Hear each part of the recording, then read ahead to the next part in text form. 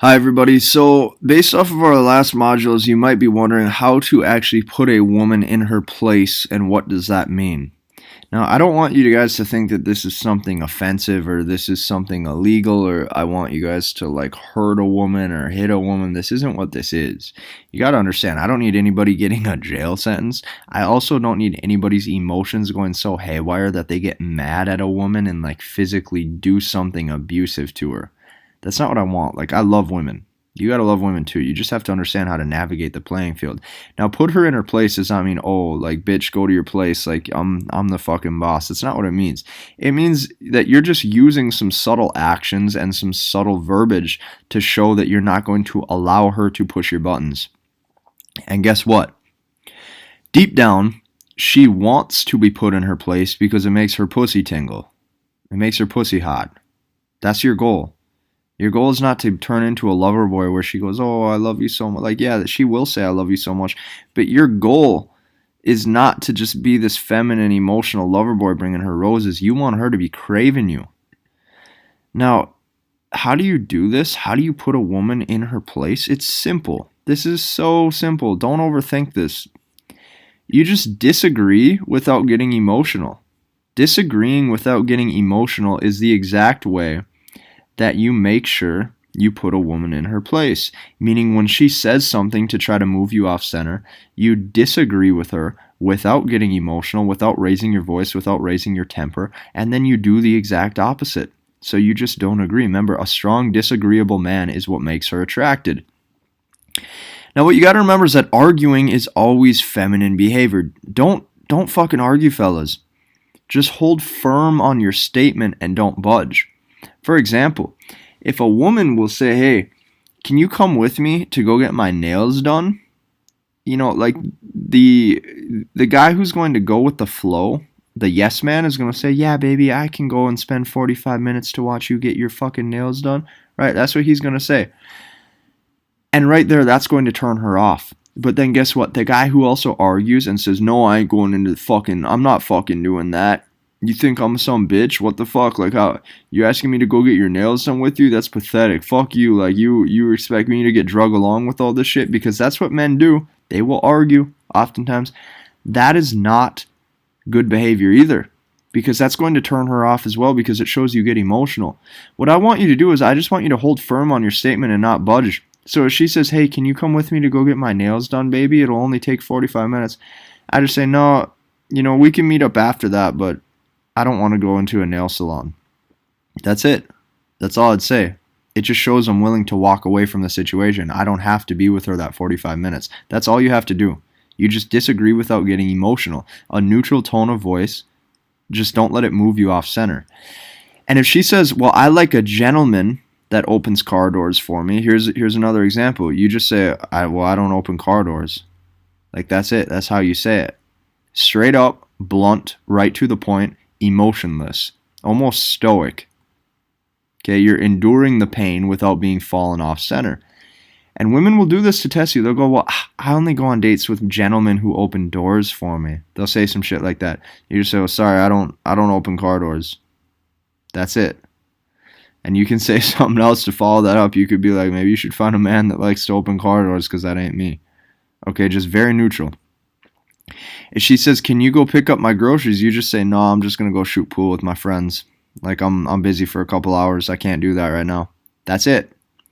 You're not a yes man, and you're not getting angry that she asked you to get the groceries. What you're doing is you're just disagreeing, and you're holding firm on your disagreement. It's like a negotiation. If you get emotional during a negotiation, you lost. You're probably going to lose. This is what you have to do. If she texts the whole time on her phone during a date, here's another example. You check her right then and there, and you just say, listen, I'm not taking time to enjoy dinner with a chick or a girl or a woman texting on her damn phone the whole time. Actually, don't even say damn. I have a bad problem with swearing. I swear sometimes. You just say, I'm not taking the time to enjoy dinner with a girl who's going to be texting the whole time.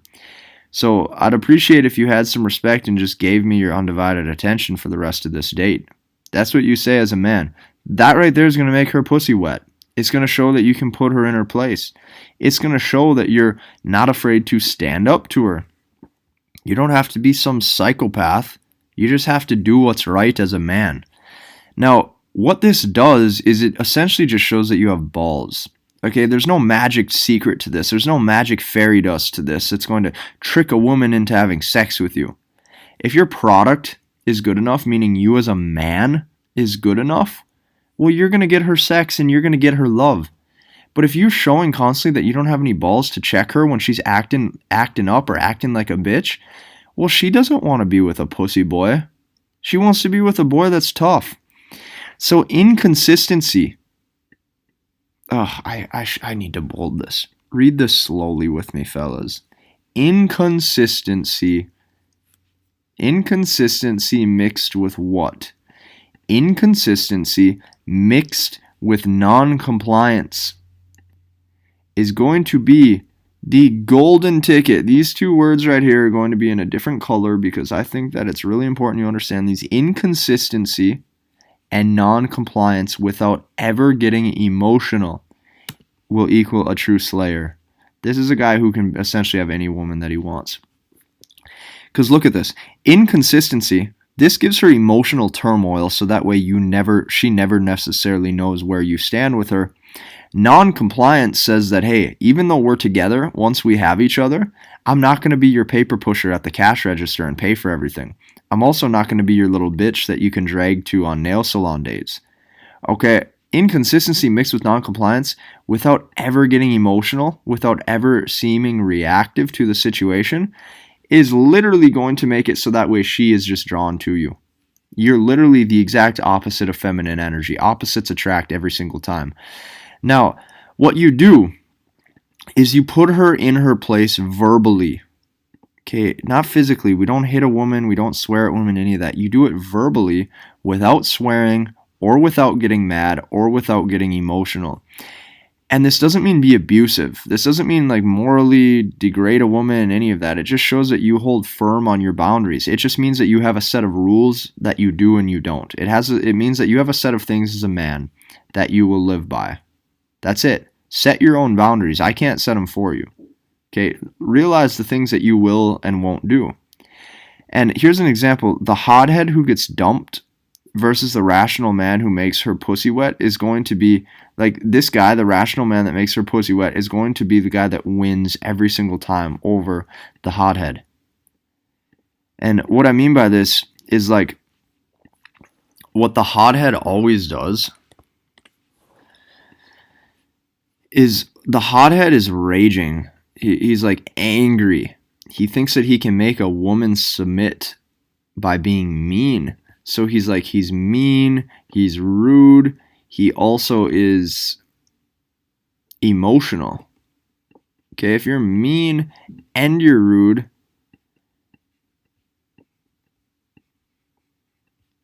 and you're emotional, that shows one thing. It shows that you're non-rational. And when you're non-rational, what that shows over here is that you're not in control of your own emotional state. Okay, so this guy over here that thinks he's the bad tough boy because he can swear at women and he's bitching them out, the problem is that he already lost. Like, he's already so emotional right here.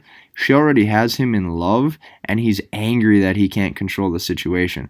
This is not what you want. You do not want rage to you. If you have rage to you, you're in for a rude awakening. Okay? So start to understand that and live by this. So here's what you got to realize too. You got to be the rational man that just has the boundaries. That's what's going to make her pussy hot. Now, don't ever swear at a woman. Because if you swear at a woman, this also makes you emotional. And don't ever hit a woman. If you hit a woman, you're going to go to jail and look like a fucking retard. Nowhere in this course do I say you got to rage out at women. And basically, if you do this stuff up here, I'm basically going to make fun of you like I am right now. Because it's like, ooh, so what? A girl made you that mad that you just had to hit her? Like, you look like a wiener. You look like a little wiener boy. Obviously, she's way weaker than you and smaller. If she can make you that pissed off, dude, then you're doing something way wrong. So you better not do any of these things, or like I'm probably just going to kick you out of Blueprint. Like, I'll give you your money back because I don't even give a fuck about your money, but I don't want you in the group if you're gonna do shit like this. If I hear that people or guys end up going to jail, or you getting in all this fucking, so you got restraining orders on you and shit, dude, you're not doing anything to make this smooth on yourself. You're killing yourself day by day. And that right there is how to put a woman in her place.